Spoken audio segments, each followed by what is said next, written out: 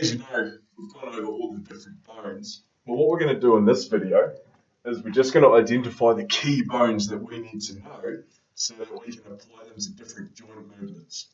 Okay? So when you look at all these bones, you need to have a look and see what bones are basically connected to the joints. So the joints that we're thinking about are the ankle, the knee, the hips, the elbows, the shoulders, and the wrist. Okay, so let's just go around each of those joints and identify the bones that contribute to the formation of that joint. So the first joint we're going to look at is the ankle. So when we circle like this, what we want to do is we want to have a look at, right, what is connected to the ankle? And the ankle joint consists of the fibula, so this big bone in here, the tibia, this big bone in here, and the tarsals. And basically these three come together in this area here to make up the ankle joint. Okay? When we look at the knee joint, so we're looking at the knee joint in here, okay? It consists of the femur.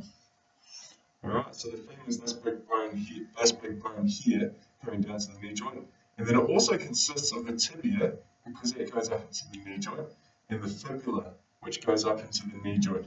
The patella, yes, it is kind of part of the knee joint, but it's not an essential part, so you don't have to label that when you're talking about the knee joint.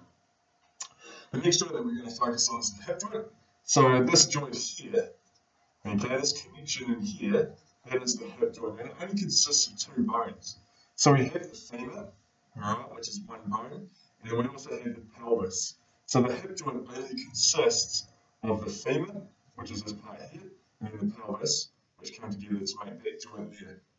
When we have a look at the shoulder, we can circle the shoulder joint in there. It consists of three main bones. We have the humerus, so the big long bone of your upper arm. We have the scapula, which is your shoulder blade just in the back there. And then we have your clavicle, or your collarbone, as some people have called it. Just notice it's not labelled there. That's called your clavicle. A lot of people call it your collarbone. So you can see there you've got your clavicle, and you have your scapula, and you have your humerus, all coming together to make the shoulder joint.